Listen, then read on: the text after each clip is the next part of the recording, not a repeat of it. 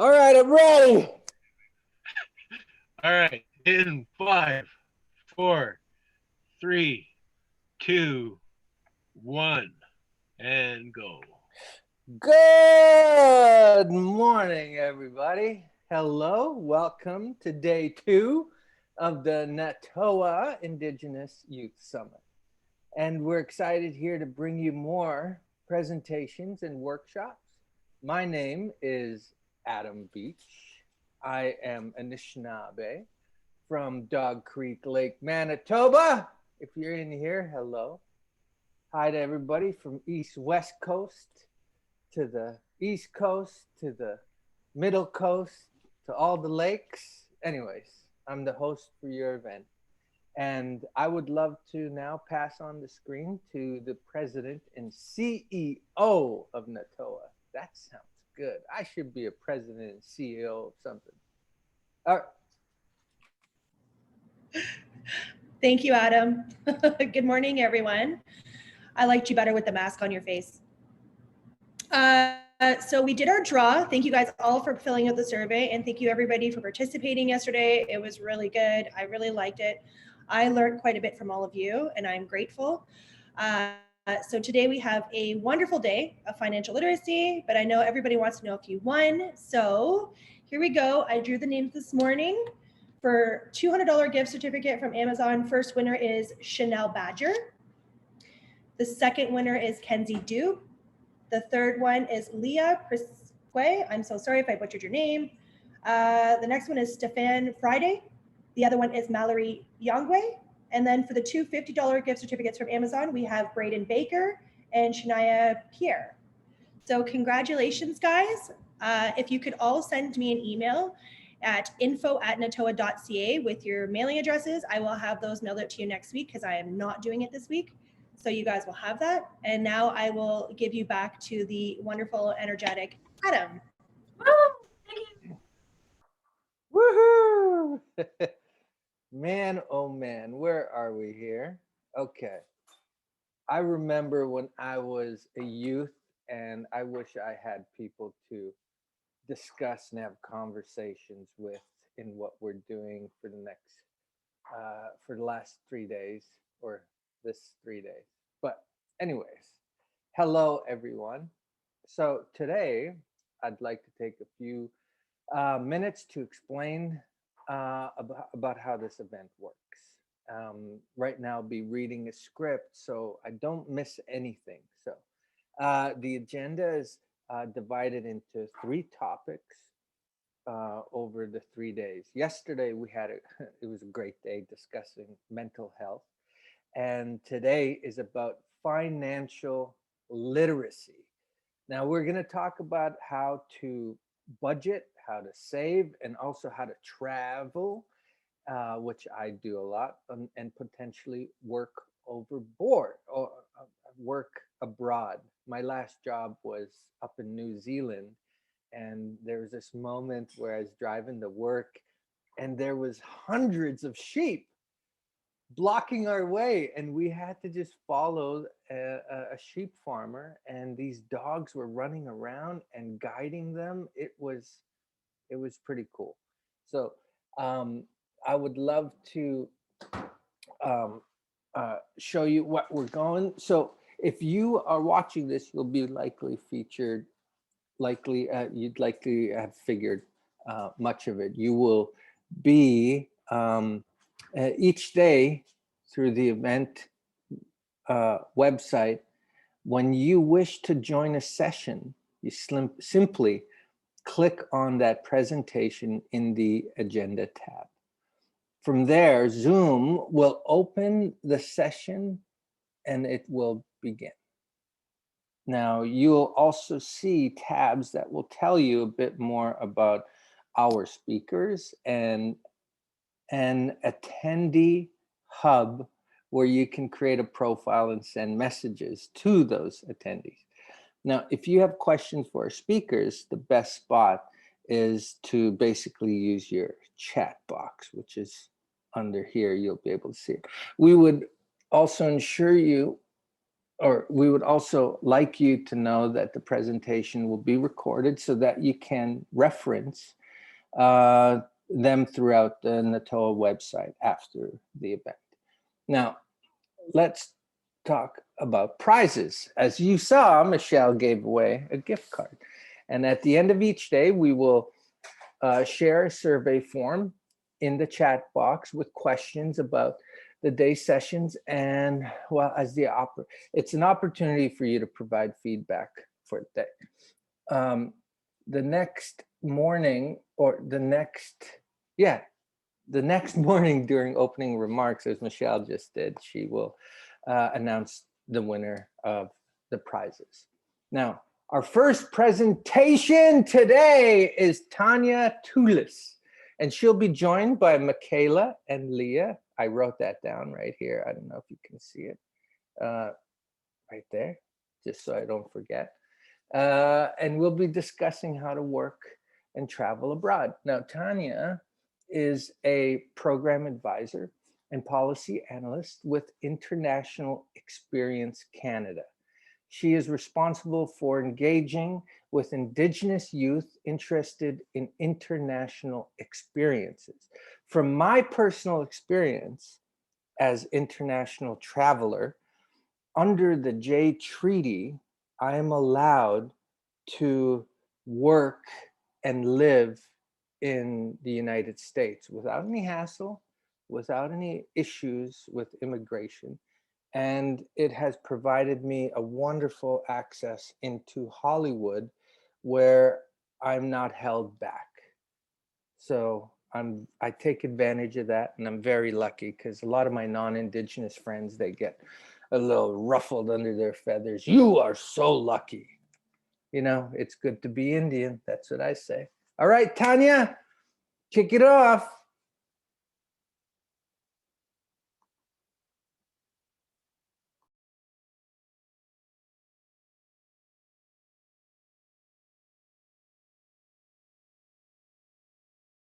I'm asking her to unmute.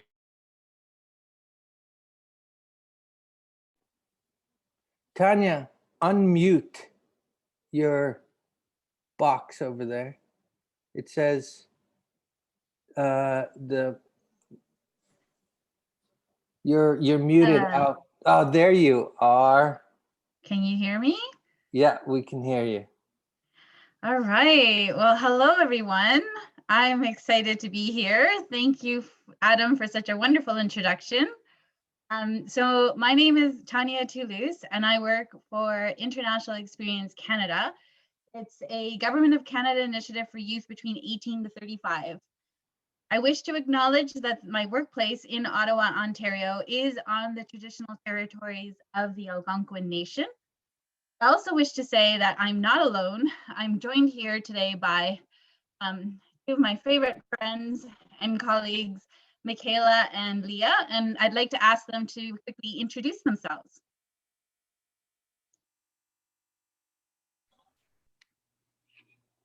Good morning, everyone. My name is Michaela Vandell. I'm a Dene and Inuvialuit woman from Port Providence, Northwest Territories. I had the opportunity of participating in International Experience Canada in 2018, where I had the opportunity to work and travel in Australia. Thanks. All right. Hi, everyone. My name is Leah Prisk, and in 2015, I was living in Alberta, and I decided to book a one-way ticket to New Zealand, and I got a working holiday visa. I flew over there and met a bunch of great people that helped me buy a car. So I bought my car and I drove all over New Zealand and went all the way up to the top of the North Island and all the way down to the bottom of the South Island, where I ended up working in agriculture, doing apple picking and grape picking. And let me tell you, it was tough work, but it was so worth it. And then I came home and, crazy enough, met Tanya. And so I ended up working with her and moving to Ottawa, and here I am. So thank you. Thank you very much, ladies. So before we get started, I just also want to say that it is a tough time right now with COVID. So the objective today is not to promote travel today, but rather plan for today and explore for tomorrow. Just as a thumbs up, I don't know if anyone wants to give me a thumbs up or a thumbs down. Just curious if anyone in the room today has actually traveled outside of Canada before March 2020. And yeah, so some of you might have traveled. Okay. Okay, so why plan today for tomorrow? Well, part of the reason we're here to try to talk about why it's important to plan is because we also believe that it's important to invest in yourselves. There are different opportunities you can take during this time that's really tough because we're not really going out because of COVID. And we're trying to keep, as distant as possible. So there's a lot of things we can do independently at home to discover yourselves and connect with people virtually. You could maybe learn a different language, prepare paperwork for budget, start thinking about how to navigate and get yourselves organized for future travel. And part of the reason we think that we want you to hopefully reflect on the importance of international travel in the future is because there are studies that say that employers really appreciate the cross-cultural diversity that people with international experience have. And they actually increase their company's competitiveness. So imagine that if people with international experience can help other companies increase their competitiveness, just think about how much that can also help you in general for your own development. So generally, benefits of international experience, and this is information that I've gotten from people like Leah and Michaela and others. When you go abroad, you come back with some life skills. You develop some confidence and leadership. You'll have other opportunities at work. People will recognize that you'll be more of an independent thinker and a team player, and you'll have an enhanced worldview. For example, you'll be very empathetic and sensitive to diversity because you'll go out and you'll see how the world is so much more different than what you may currently know. And it's not easy. We've heard stories that, one reason why one woman, she went to Australia. She's First Nation from Northern Manitoba, and her spirit name is the one who walks the earth. And her story to us was that she gained confidence and independence because on her way to Australia from Manitoba, she missed her flight and her connecting flight. And she was devastated because she didn't know what to do. So she had to think quick. She had to figure it out because there wasn't anyone that could help her at the time. And she figured it out. And she went to Australia and then she came back and now she says she's more confident than ever. So that's just one example of the benefits of international experience. So how to go abroad. There's so many ways you can go abroad. You can go as a tourist, you can go as a worker. And international experience is about traveling and working abroad temporarily. And like I said, it's 18, 35-year-olds. And we have a video that we want to show you. It's a snapshot. Other Indigenous youth describe IEC in a snapshot. We'll play the video hopefully now. Have you ever wanted to travel? How about work abroad? Learn and immerse yourself in a new language and culture. IEC provides you a work permit or visa to work and explore in over 30 countries and territories. Depending on the country, you may be able to work and travel abroad for up to 2 years. Gain valuable international work experience. Take your career to the next level. Gain valuable foreign connections while you work and meet new people. International Experience Canada offers you the opportunity to travel and work abroad. Travel and explore the world while making money to fund your adventures. If this sounds like something you want to do, contact IEC today and start your journey!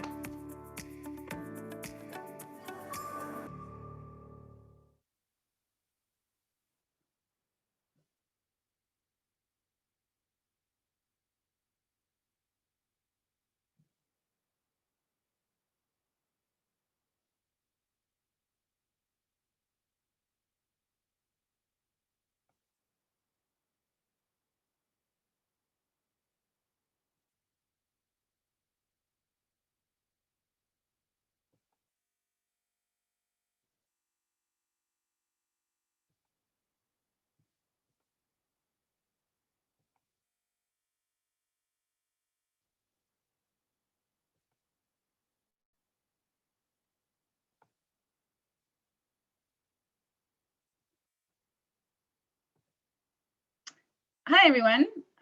Hope you can hear me, and I hope you enjoyed that video. That video was prepared by a number of Indigenous youth that we worked with in 2018, and they were so talented because they developed that 1-minute video in less than 2 days. But essentially, they describe International Experience Canada and what it is. So it's about work permits, and sometimes it's described as the working holiday. So thumbs up, just wondering if anyone here has ever heard about International Experience Canada or IEC before today.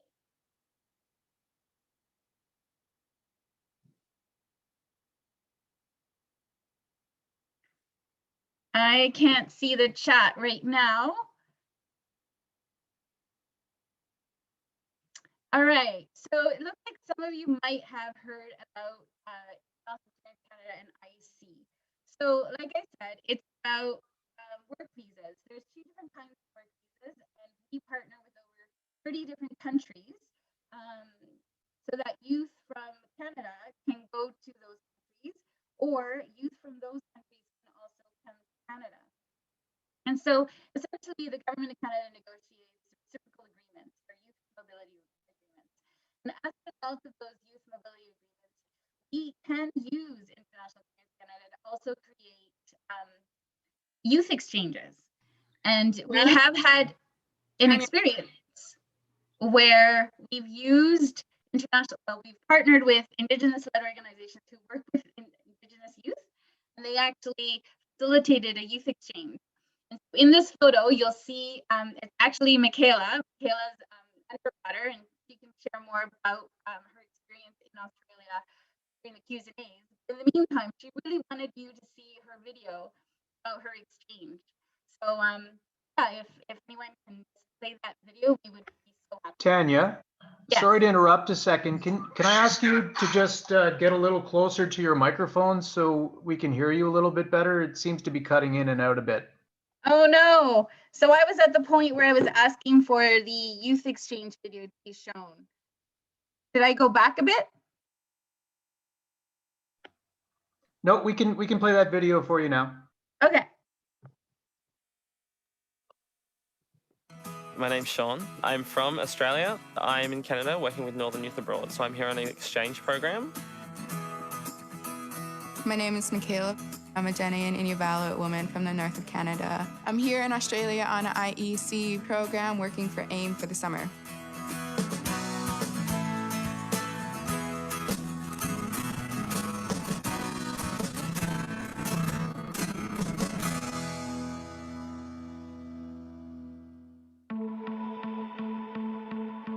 My name is Rebecca Bisa, and I'm the Executive Director with North.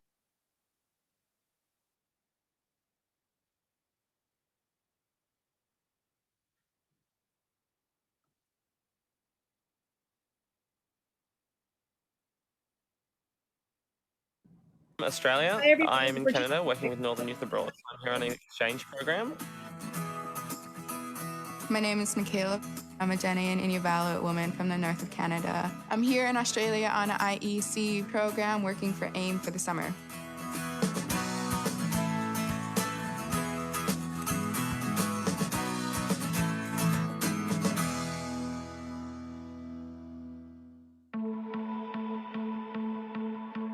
My name is Rebecca Bisa, and I'm the Executive Director with Northern Youth Abroad.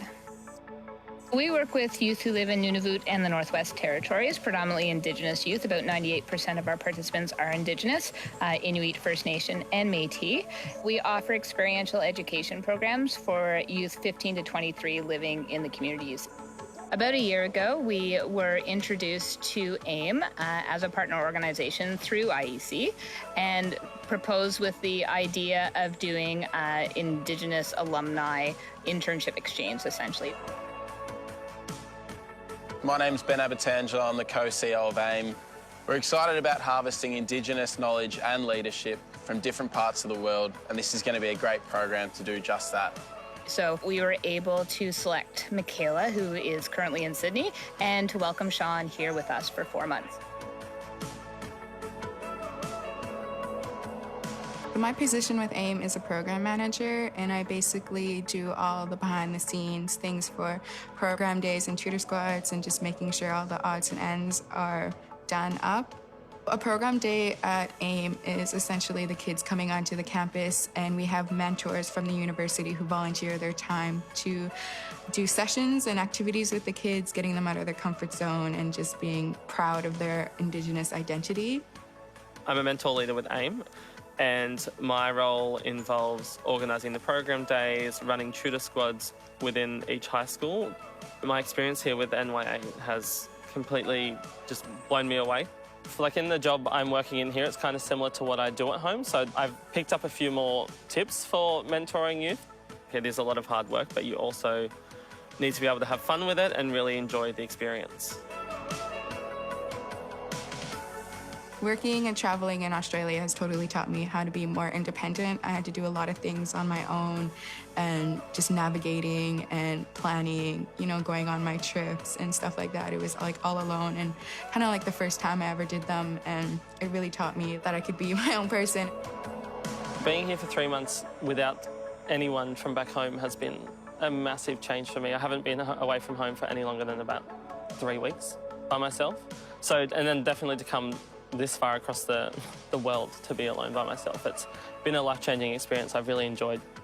I didn't know much about the Indigenous people of Australia before arriving here. A lot of struggles that we face as Canadians also happen to Australians, but I also got to learn like a bit of their culture and way of life and how they like hunt, and we are very similar and we are different.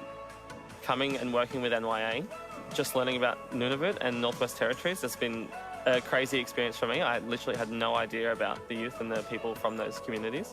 A big thing that's struck me is how little I know about my own Indigenous culture back home. So I thought I was very well educated on it, but I've learned a lot here, which I want to go back and learn more about my own culture now.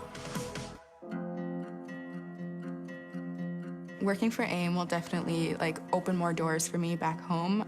They already have. I actually got a job with International Experience Canada as a youth ambassador to promote their program and tell my story when I'm back home to youth. And that's a really good fit, I feel, because that's all I want to do is tell my story and inspire other youth to go and do their own journey. So next for me is I'm going home and I go straight back into work the week I get back. So I'll be back at the high school I work at, working in student support. And I'll be back with AIM, so back mentoring 2 days a week as well. The plan is to come back next year to do the same thing, so I'll be in Ottawa again working with Northern Youth Abroad. It's been the most phenomenal experience I've ever had. I found that leaving my community really allowed me to take a step back and appreciate it fully. I strongly believe other people should take the opportunity through IRCC. You gain so much and learn so much about yourself. Learning about the people here, the people is what I love the most about Canada. So that's one of the main reasons why I will come back to Canada. So I think it's important like for youth to go and experience other countries and to get to know other people, because it's very different to back home, no matter where you're from.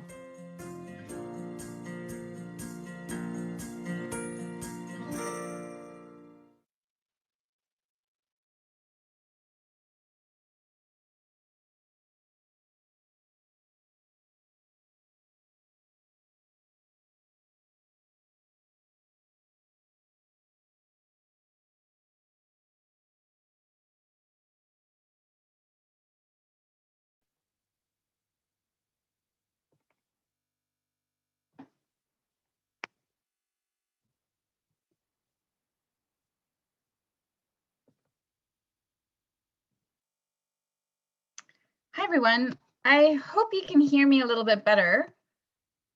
We can indeed. Okay, great, great. So I hope you enjoyed that video, and Michaela will be able to answer any questions that you may have after the presentation. The next thing that I wanted to do was just share with you a map of all the different countries that IEC works with. I'm hoping you can see that. We can't see anything. Okay, let me try again. Yep. There we go. Do you see it? There's a We do. map. I hope you can see. It has a list of different countries that International Experience Canada works with. And in this list, there's a number of different countries that have Indigenous communities. And I'm curious, for those in the conference, any youth want to guess how many of the countries on this list have other Indigenous communities? You can use the chat function for that. It'd be interesting to see. There's actually quite a few different countries that have Indigenous communities across our world, and they're all very different. But like Michaela said in the video, there's a lot of similarities, not just in terms of culture, but also, unfortunately, colonial histories.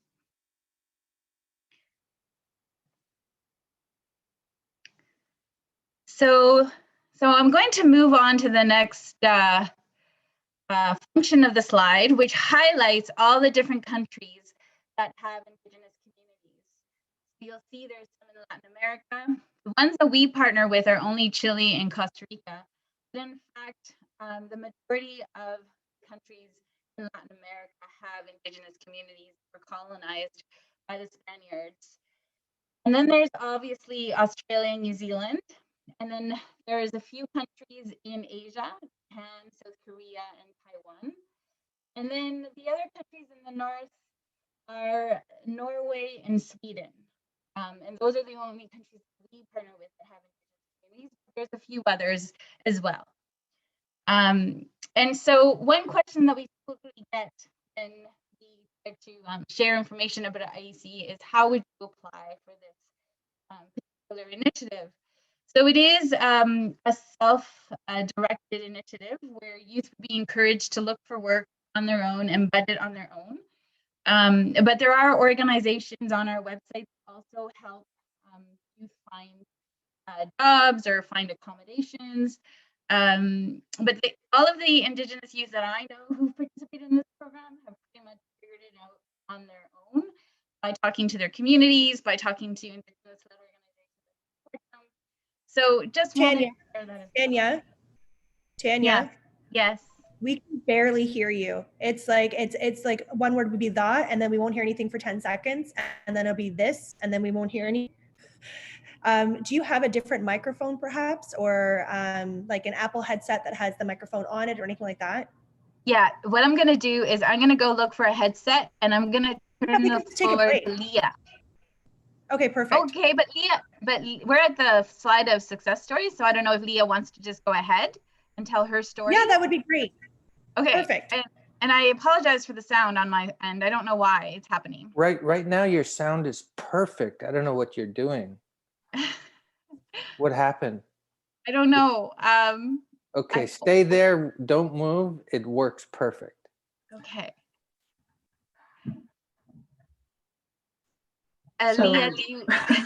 So the slide that's next is when I need to be silent. If Leah likes to take over and share your success story, just for everyone to hear how wonderful your trip was and the different things that you did while you were in New Zealand. Well, I sort of gave a very quick synopsis in the introduction. Whoops. But yeah, as I was saying, I booked a one-way ticket to New Zealand, and a program that I had taken, travel and tourism, made me really want to go and travel. And then I went to New Zealand, and I spent 4 months in New Zealand and a month in Australia, but I was just on a tourist visa there. But just going around and traveling and, you know, not having any plans. And I stayed in hostels the whole time. I would jump from place to place and look up, you know, a different hostel when I would go to a new town or whichever and look at the reviews just to make sure. And I ended up working in a hostel. I was cleaning to subsidize my rent. So that was really neat. It was like I'd work 2 hours a day and make up for the cost of the night of staying. So that was really neat. I met a lot of friends from New Zealand, a lot of friends from Europe. It was a really big hotspot for backpackers, and I even picked up some backpackers, hitchhikers, and I was I'm not supposed to say I was a hitchhiker, but I don't work for IEC anymore, so I guess I can. But that was a really interesting experience, and it was all very positive. And when I was working, it was just so neat, you know, waking up early in the morning and going and picking apples and picking grapes. And it was a job that I wouldn't have done back home.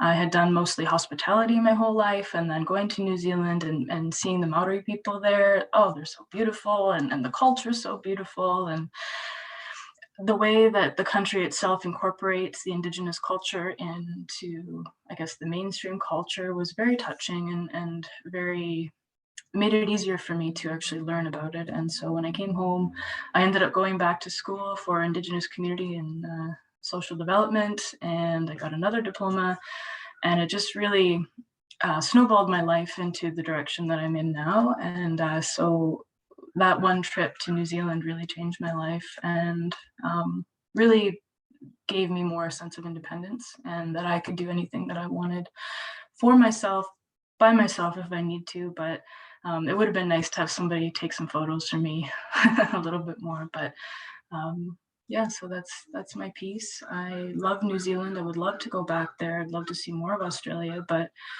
it'll always have a really special place in my heart. So I definitely recommend traveling when we are able to, but it'll always stay with me. So definitely encourage it. So thank you.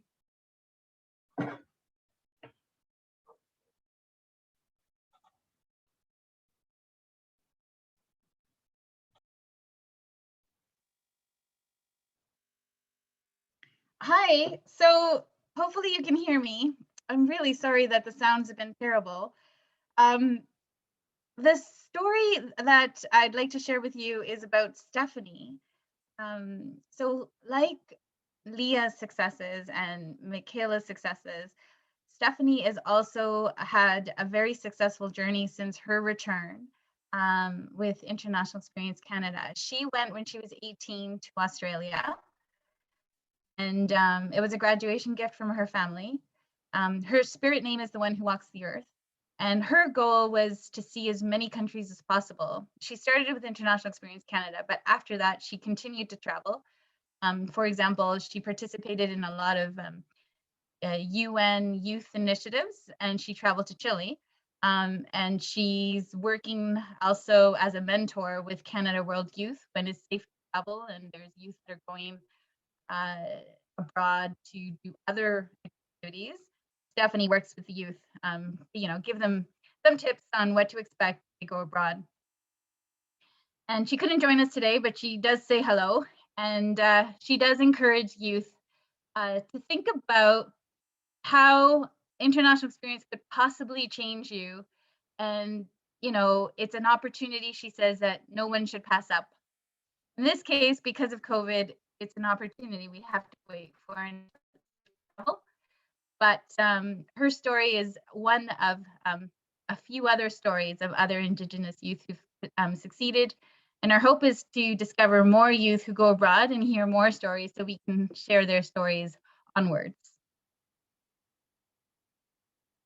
So the last slide is about how International Experience Canada is about returning home, because it's a temporary program, and how you will bring knowledge and skills back.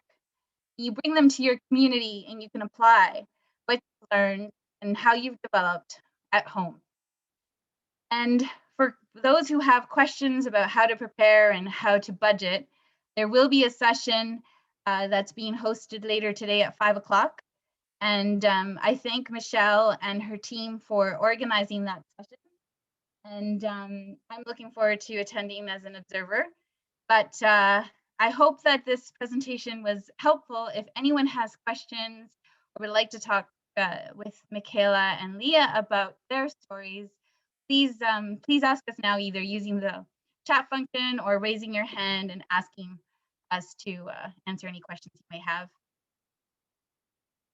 Thank you. Wow, Tanya, that was pretty incredible. I wish I had that opportunity to see growing up, but you know, I did my travels later in my career when I got into my 20s, so I was able to travel to, you know, to Hollywood.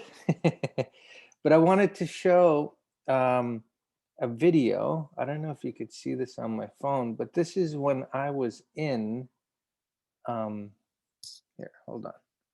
This is when I was in, where am I? This is when I was in, how do I press play? Here we go. Check this out.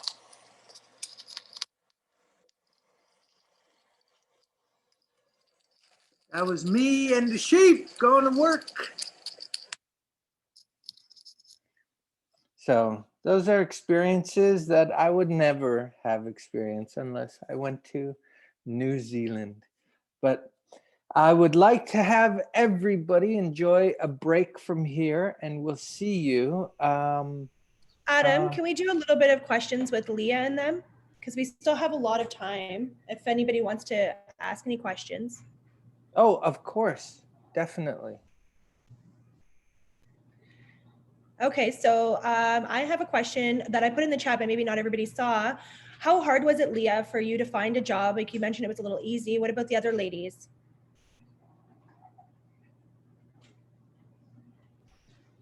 Michaela, Leah?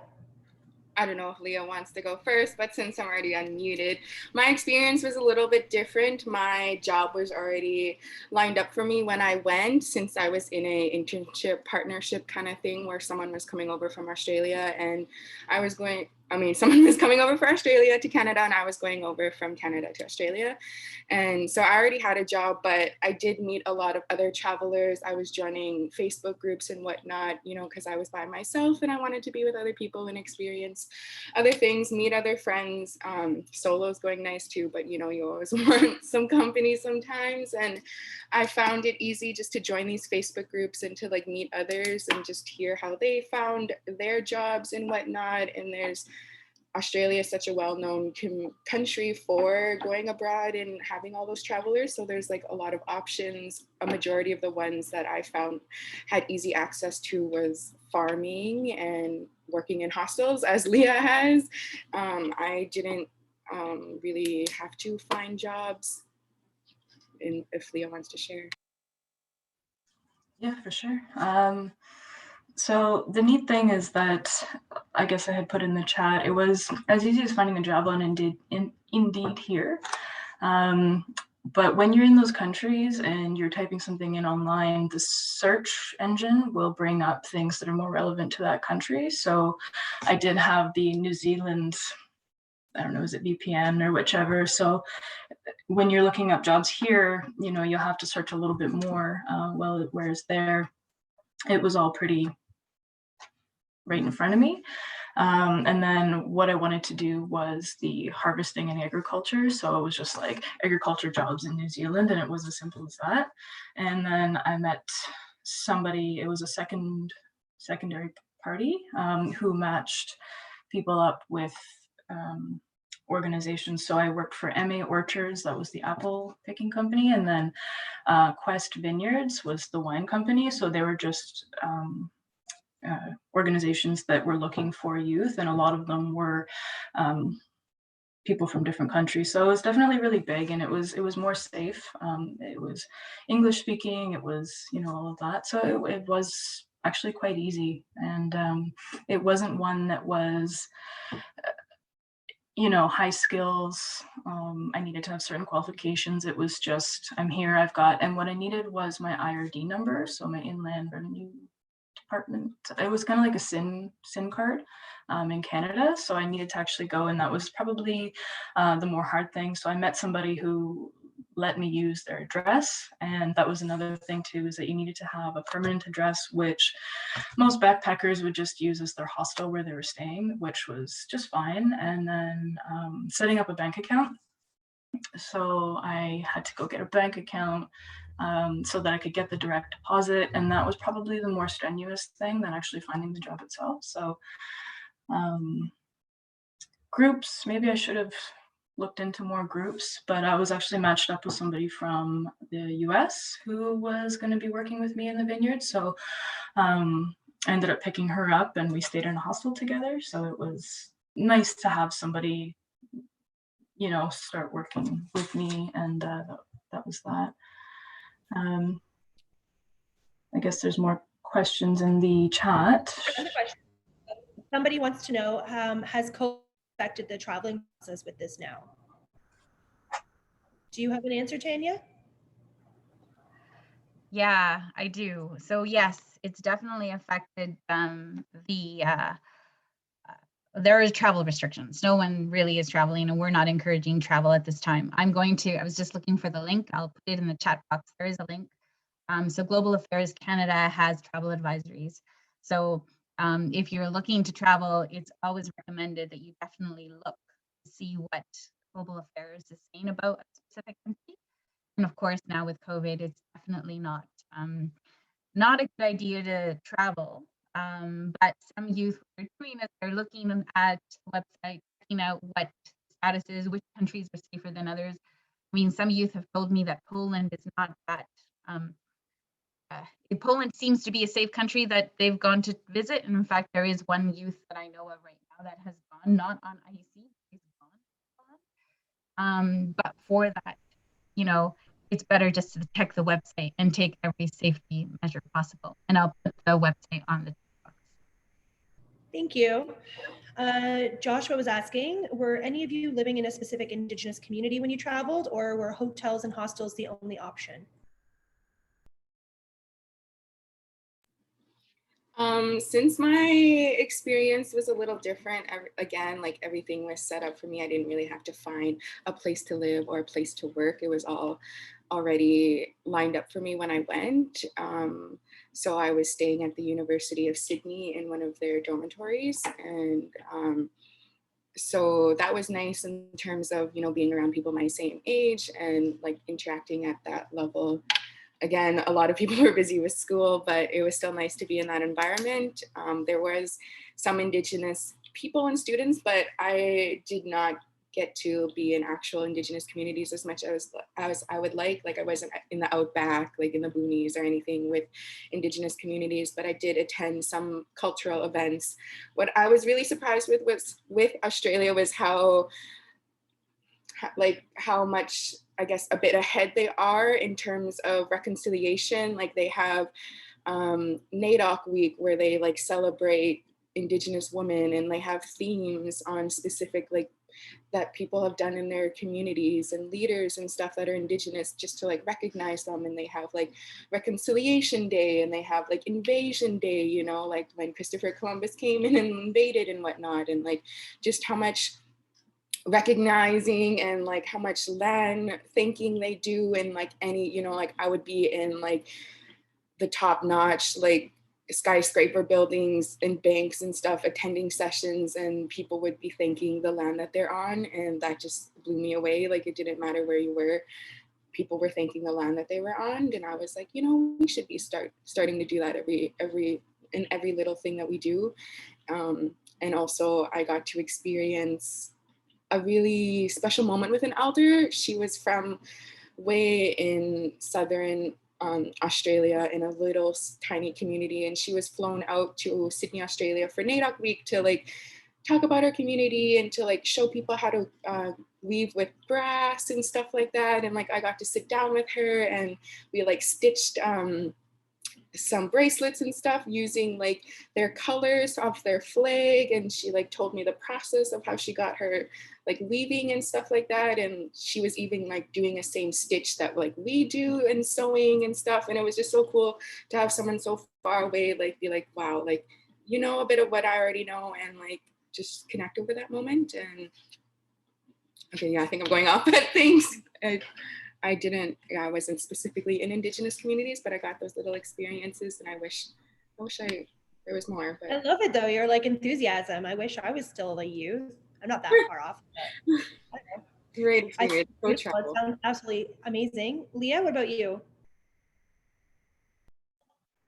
So the funny thing about my trip to New Zealand was I wasn't connected too much with my culture itself. It was more, I was always told that I was half native, half French, and then the conversation was just sort of dropped.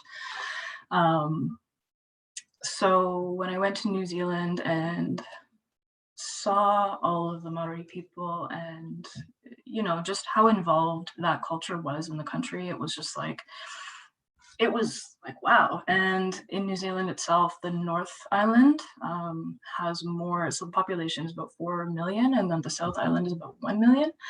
And the further north that I found myself, there was more Indigenous people there. And then when I went down to the South Island, it was just like, I don't want to say it got whiter and whiter, but it did. It was like just less Maori inclusion and all of that. So when I came back from New Zealand, that is when I actually started pursuing my culture a little bit more, looking into it. I ended up working with the Métis Nation of Ontario. They helped fund my school, and so I worked with them for 2 years and actually learned about that. And then when I went into my program, it was just you know, that path was sort of laid out for me. And then when I was with the Métis Nation, I worked at the World Indigenous Peoples Conference on Education. And then that was before I joined my program. And that was the moment where I was like, wow, there's Indigenous people from across Canada. I went and traveled, and it was such a powerful moment where I was just surrounded by all of these amazing people. And that was the moment where I was like, I want to do more and I want to be more. I want to be able to walk up to somebody and say, hi, my name is Leah. I've done this. I can do this for you. I belong here. Whereas before it was just, I didn't feel like I was enough. And I actually, you know, applied for my program that night and I started the process, and it was impulsive. And so was my trip to New Zealand, and so was my previous program. But, you know, 2 months later, I began my program, and it was just like, I knew I wanted to do something. I did it. And it was just like, okay, let's just see what happens. And that was basically how my trip was too. So no, I didn't specifically seek out any Indigenous communities because I wasn't there myself. I wasn't at that stage yet. So looking back, and I wish that I could go back and see more of it for what it was and have that connection, because I didn't feel that connection to the Indigenous people there yet.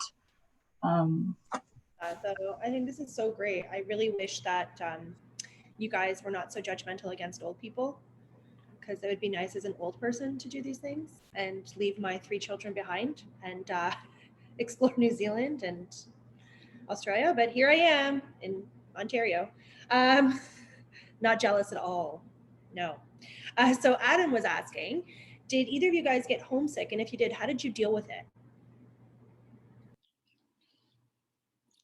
So I didn't really get homesick throughout my high school and childhood. I traveled quite a bit. Our school promotes traveling, so I felt like I was pretty prepared going abroad. It's not to say that I didn't have my days where I was like, oh, I want to go home, like, get me out of here. And but with those, I feel like it's best to feel it, but not to like sit in it, and to just keep yourself busy, not to like, you know, contact home or your friends and be like, oh, I missed this, or oh, I wish you were here. Like when you have amazing opportunity, like, I don't know, at your fingertips, you know, like just try to make the best out of it. And I kept reminding myself, you know, why I was here, what I was doing. I was just this little Indigenous brown girl, you know, like all the way in Australia from a little community in the Northwest Territories. Like anything is possible if you put your mind to it. And I felt like, you know, just reminding myself of that mentality, and that I have a duty, and like, you know, that I'm trying to be a role model for others and show that they can do it too, like, kept me going. And when I did have my days, like I just tried to like see things, do things, and like explore, and be like, you know, I wouldn't be able to do this at home if I was sitting at home. And I don't know. Yeah, thanks. That's inspiring. I'm telling you, I'm inspired. I'm ready to get fake documents and pretend I'm 21 and say words like hip and cool and for shizzle. No, I'm just kidding. Leah, what about you? So I guess before that, I moved away for school, and then I did my co-op in Alberta for 6 months, and that's where I actually saved up all my money. I was working hospitality and just, living the life in the mountains. So I was away from home for quite a while before my trip. And so I'd come home for October, November, December. And then the thing I missed the most was my mom got me a kitten for my birthday. So that was, I think, the biggest thing I missed right away. I know it might sound kind of lame, but when I got to New Zealand, it was just, there was so much to do and so much like I really had to rely on myself. So my mom, however, really, she had the homesick for me, I think. She would call me every other day, and if 3 days had gone by, she'd be like in a panic, but I got her the Skype and the Facebook so she could connect with me and all of this, and I got a cell phone, so I was always able to check in with her. But I spent most of my life alone. Like I grew up in a very low income single parent family, so I was away from home as much as I could be. And so I think it was just an extension of that. And I didn't want to come home, actually. My two of my best friends were getting married, and I was in the wedding, and that is why I came home when I did. But when I got home, I think that was the biggest culture shock for me. Like, I missed New Zealand. I missed the people. I missed not having a plan. And here it's like, you need to make plans with people. And there it was just like, I could just do whatever I want. Nobody has expectation of me. And so it was, I think, harder moving home than it was moving away. And but when I got home, I was super lonely. Everybody was getting married and had pets and this and that. So I got a dog.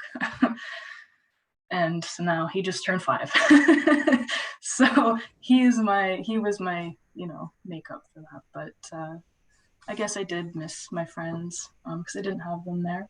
But yeah, that's my long story. Oh, I love it though. Honestly, you guys are like really motivating me. I'm like, at least I can ship off my kid. You said something about, I like how you said returning home is harder than actually moving away. And I feel like that's something that a lot of people really recognize or even talk about as travelers themselves. Like when I returned home, people kind of look at you like, I don't know, and that might be for everybody, but there is that little layer of, I don't know, jealousy maybe, like, you come back home from this community and people are like, oh, you went and did this, you think you're like all that kind of thing, or like they don't understand the significance of it, or they don't really care to listen to what you have to say when it's like this big experience that changed your life. And I don't know, I just found it easier to talk with people that actually went and did it themselves, or like, just to not be so discouraged by those people. But that's definitely something that is not talked about a lot. Just wanted to mention that. Yeah. My mom said I was different. Sorry, go ahead, Leah. My mom, she just said I was different. I was quieter, she said. And it was just, I didn't have somebody to talk to every day like I could, but I didn't. And it was just, I had changed and my way of going about life was different, and it was nice. Canada is like, go, go, go, go, go. And so it was just like, oh, can't we have a roundabout around here? Like roundabouts were life over there, no stoplights. So when you guys made the decision and you applied and everything, how long was the process? Was it difficult? Like when you went to apply and you went on the website, did you find it easy? And, was like the information transparent? Like, this is what we do for you. This is what you have to do for yourself. Like, what was your experience with the application process?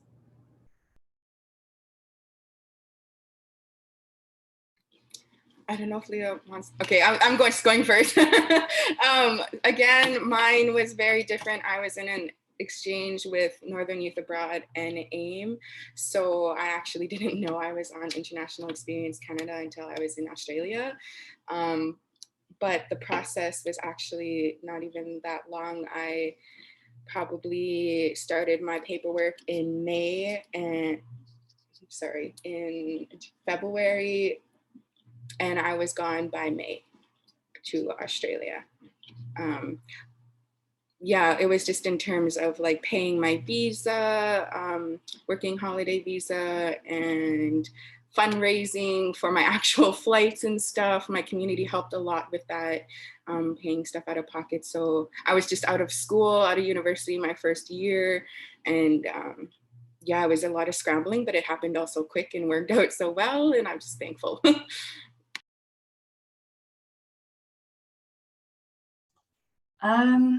So a friend of mine had actually told me that if I'm going to travel, I might as well get a working holiday visa, because then you can go with the intent to travel with the option of work. So that was probably the best deal that I could think of, because, you know, if you run out of money, make some more. But I believe I applied in September and then got everything going. So I didn't leave until January, but September, it took maybe a month and a half for mine. And then you needed to make sure that you had a certain amount of money in your bank account, and then give proof of that to be able to get the visa itself. So if you didn't have that, then it was the insurance policy. Like, what amount was it that you had to have? Do you remember? $4,200. Was that the same for you, Michaela, or was it different experience? I don't know. I feel like they allowed me, I didn't have to do any bank statements because I already had my job lined up there in Australia. So I didn't have to. I worked directly with Northern Youth Abroad when we were planning for Michaela's trip. And so I can't hear you, Tanya. Oh. No. Can you hear me now? Yeah, you have to be like on top of your microphone, like eating Oh it. dear. Okay, so it's different. It's different for everybody depending on the country that you're going to. So the fees for New Zealand and Australia are different. The application process for Australia is all online. Some countries are only paper. When Michaela went, IC worked directly with Northern Youth Abroad to set it up. And what we did was we wrote a letter saying that she was going to be, there was going to be support. And so Michaela was able to just go through and her proof of funds were waived in that instance. But it was because of a partnership that was done between IEC, Northern Youth Abroad, and AIM. But that was a circumstance. But normally it would be different for every country, depending on the country you go to. There's one youth that went to Germany, for example. Shauna, she was the first photo on the first page of the presentation. She went to Germany and her fees were about $2,000. And she had to also look for home and job. And she found it quite quickly. But she was also focused on tourism. And at the time, tourism was big. And so she was working for an organization in Germany that hired her for her Indigenous knowledge and insight because they wanted more Germans to be aware of Indigenous culture. And so when she returned to Canada in her community, which is in Six Nations here in Ontario, she was able to get a job right away as well because of her insight and knowledge in Germany. So it was for her at first, but she says that it's paid off. So it's an investment in self. It sounds like it. I think it's an investment in mental health too. Like, I feel like maybe well, from what I'm gathering from what you guys are saying, it sounds like an investment for long-term, like just sharing knowledge, experience. Like, experience is always good. Like, get it done when you can, and all the different relationships I'm sure you built, and and I'm sitting over here like, why didn't I know about this stuff? I'm like, I'm sure it was around 100 years ago too. So when you guys were planning this, like, say somebody wants to now do this, what advice would you have for them for picking countries? Like, how did you guys research and come to that decision? Like, what advice would you have for them for finding a job? Like, Indeed was the one option, you had one lined up, but is there like other options when you're there, like finding a job ahead of time, or like just stuff like that? Like, what advice, like say someone on here is like, I really want to do it. Give me like the Cliff's notes on the best advice ever so that I do it and I look as awesome as you guys after.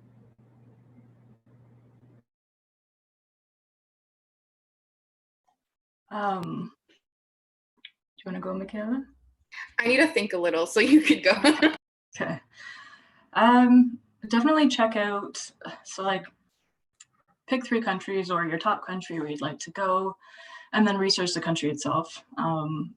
Research the currency, research, what the biggest industry is for jobs, obviously the safety of it, but how popular is it for other people to go and visit?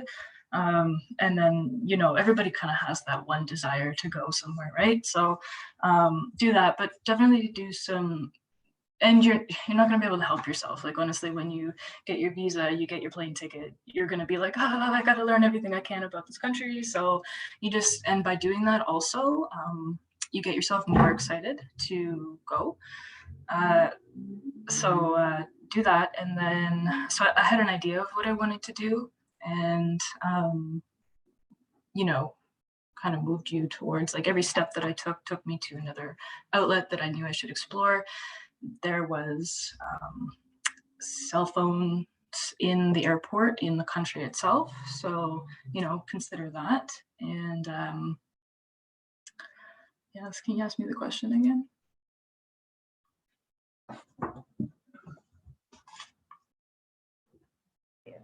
Just like, for, say someone is like looking, right? Like, what was like some tips, like even coming over the anxiousness? Like, I know you really wanted to go, but was there like an anxiety to this? Like, where you're like, oh my God, like what if? Is there resources that made you choose those countries, right? Like, why didn't you choose Germany? Or why didn't you, like, what made you choose that? Like, was it because of the Maori? Like, was it because, just awesomeness? I could think of 1,000 reasons to go there that I can't even say on this because it's recorded, but what made you choose that? Like, why are you so passionate about it? When I was in high school, I wanted to do a swap working holiday in Australia. And I can't remember back when I was 17 what my reasoning was for wanting to go to Australia, but definitely wanted to go there. And then when I was in my travel and tourism program, we had to do a project in my international destinations course on a particular country, and I picked New Zealand. And also, nothing in New Zealand can kill you. In Australia, most things can kill you, like all of the animals, but none of that in New Zealand. So it made me want to go there. And also, it was the farthest country from Canada that I could possibly go to. So I figured, and I rationalized this to my mother, that don't worry, everywhere else I go for the rest of my life will be closer. So, but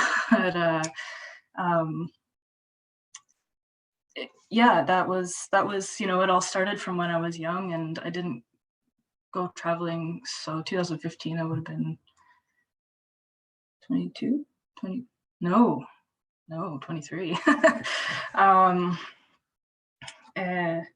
Yeah, and it just was, a friend of mine too was talking about it, and it was very backpack culture and things like that. So I figured it was a good place to go, and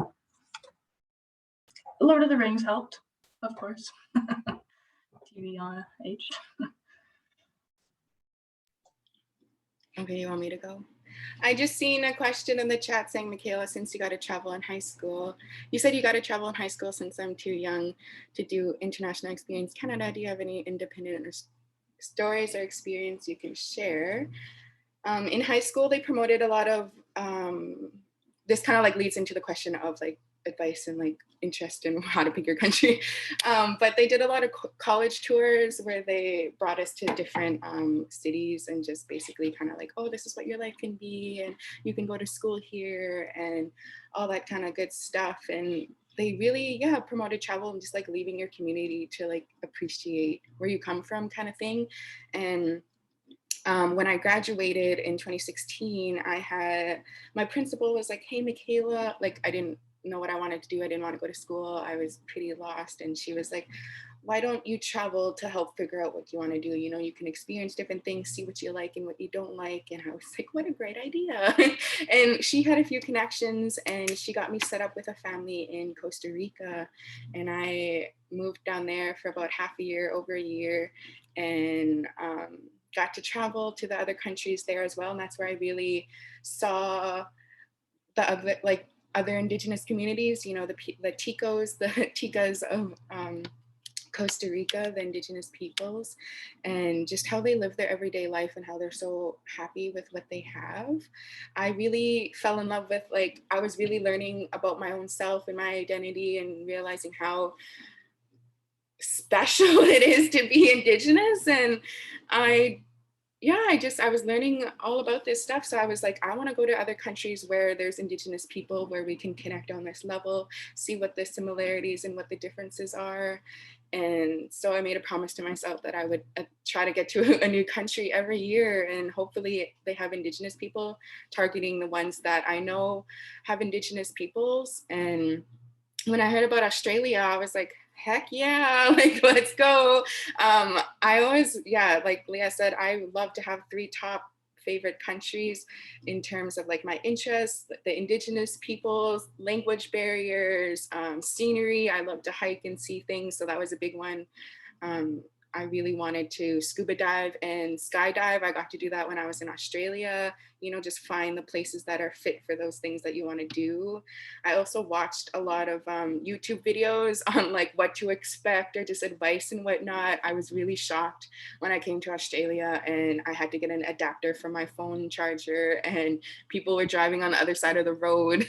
Like, I thought I was doing my research pretty well, but just things like, a cell phone, a bank account, the language are all things definitely consider where you're going and if you're comfortable doing those things. And that's kind of all I wrote down for now, but thank you for listening and I had a great morning.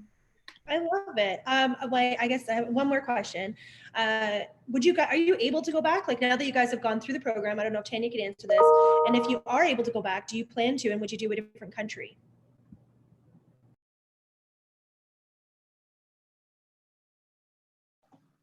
So some countries, like New Zealand, it's a one-time chance. Other countries have different types of visas. So there's a working holiday, and then probably couldn't hear it during the presentation, but I did talk about different work permits. So there's working holidays and work permit that many countries subscribe to. And there's also an option that's called like a restricted work permit. It's mostly targeted for youth who are either interested in an internship or young professional entry jobs. And those are work permits that have a different name. In Canada, we call them the young professional work permit or the co-op work permit. And so for those countries, you can definitely apply again under a different stream. The condition for that is that you have to have a job lined up. If you went to a country on a working holiday, for example, and you're already familiar with the lay of the land, you may have the confidence to even go and look for work proactively, have your job lined up, and then be ready to apply for that work permit through a different stream that's more restricted. But every country is different. And so when these wonderful ladies are talking about doing the research about what countries interest you, it also would help to see what job work permits are available to you. And that can also help you in your decision making. With me specifically, though, unfortunately, Australia has only a certain amount of visas. There's the working holiday visa, which I had, which was a year long. You can renew it for 2 years, but you have to complete like 80 hours of like farm work, or you have to give back to their economy in order to stay another year and that you're valuable to them. Unfortunately, that only comes once in your lifetime. So I applied for it, I used it, I can't get it again. If I want to go back to Australia, I would probably, and want to work, I would probably have to go as a student or just go on a tourism visa for 3 months where I can't work. So it's kind of sad that I used it already and can't do it again, but there's definitely other countries I can go to. But if I want to go back to Australia and work, I cannot do that again since I already used my visa. Yeah, that's all I know. Yeah. To add to that, it's true that we're negotiating with Australia to see how we can make it easier and lift that restriction, but essentially you can go to Australia. I can't hear you at all, Tanya. Can you hear me now? Yep. Okay, just to add to what Michaela was saying, we are negotiating with Australia about their work restrictions. options, but it's true. You can work for 6 months and then you'd have to do a little bit of agriculture work and then you can stay on for another year. But it is, like Michaela said, she could have other options like with different work permit processes. And then fortunately, because IEC works with over 30 different countries, there's also the option to just go to a different destination.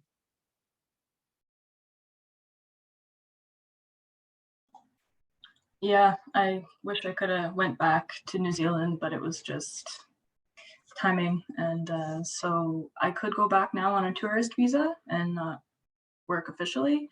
When I went to Australia, I admit that I went and found a job for cash. And when you're on a tourist visa, legally you're not allowed to work. However, there are cash postings like on the Kijiji sites and things like that. So I did gardening for a couple of weeks to make some actual cash money. But also the cost for the working holiday in Australia was like $420, and I'd rather pay $20 for the tourist visa. So I'd have to do a swap of the two countries for the visas anyways. Also, I believe you can apply through the country itself to get a visa outside of IEC, but that's a different story, I suppose. Somebody had asked Ricky, what are your plans on the horizon for travel in the coming months, considering the implications of COVID and pandemic times?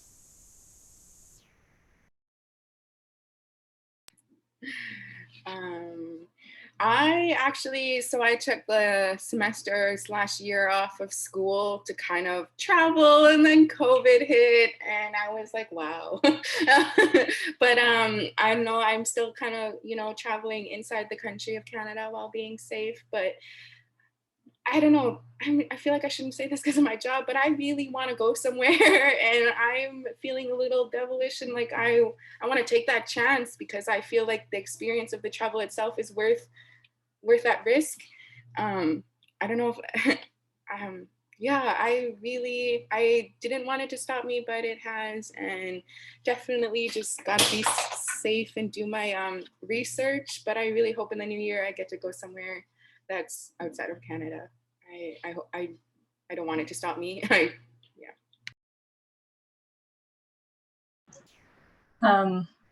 So when I got my dog, when I came home, it really kind of hindered a lot of things that I could do. And then when I first went traveling, it was either go buy a house or go traveling. And so I took the option to go traveling and then, really build myself up from the bottom. And then as time went on, I went back to my program. And so I just felt kind of more stationary. And now I'm in Ottawa, and right now it's like, I'll be 28 in November. And there's like this part of me where, I've got these roots that I've put down, and now is like career time to see what I can do in my career. And, I find myself where I'm at now, and I've never been here before. So as far as traveling in the upcoming months, I've been feeling like, especially when I talk about it a lot, I feel like travel sick and feel like, oh, well, I want to buy a house next year. And, all of my money will go into that, and I don't have any debt. So I don't want to be back in debt.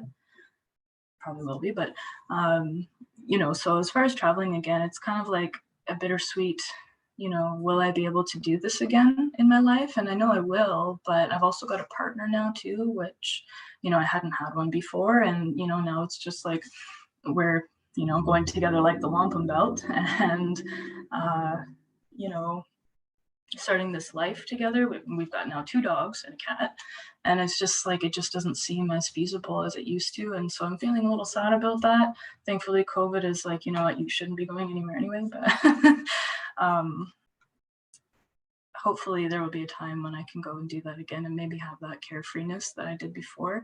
I'm glad I had it, but it comes and goes, the longing to go, and I'm getting a little sad about it. The longing to go and do things again. It's your life is not over because you have a partner. I promise you. You're fine. Sorry, there was a bug. I'm not trying to hit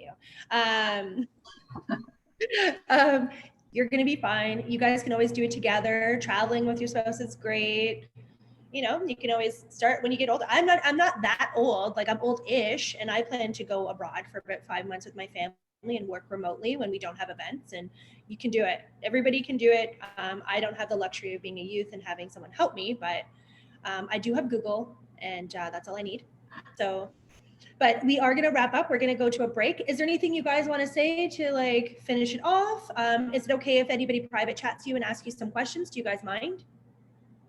Yeah, totally. Awesome. And Michaela, you're okay with that too? And Tanya?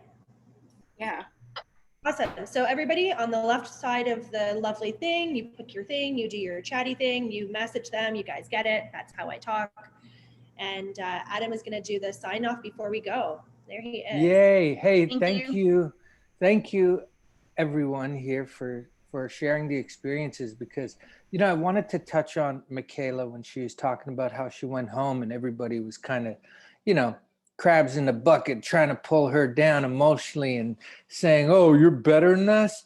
You know, I understand it totally. I don't know where that concept comes from when they want to just tear someone down. I remember when I started acting, oh my God, the people that laughed at me, my friends, my family, not everybody, but I mean, you know, my cousins were like, oh, you're wearing tights and you're jumping around. That's so stupid. Or it's like, oh, when are you gonna quit? You'll never make it over there. You should get a real job, you know?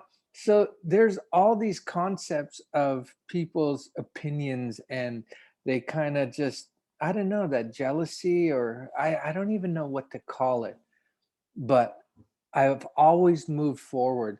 And it's so important for the youth to understand what Leah was talking about, how she wishes now she had the opportunity again, and she wishes that she could just take off and go do her thing, because there's a certain time in your life where responsibility of an adult takes over, with relationships, with living expenses, etc. As a youth, you have an opportunity to explore and not be kind of crunched with all these responsibilities with finances and, you know, living expenses, etc.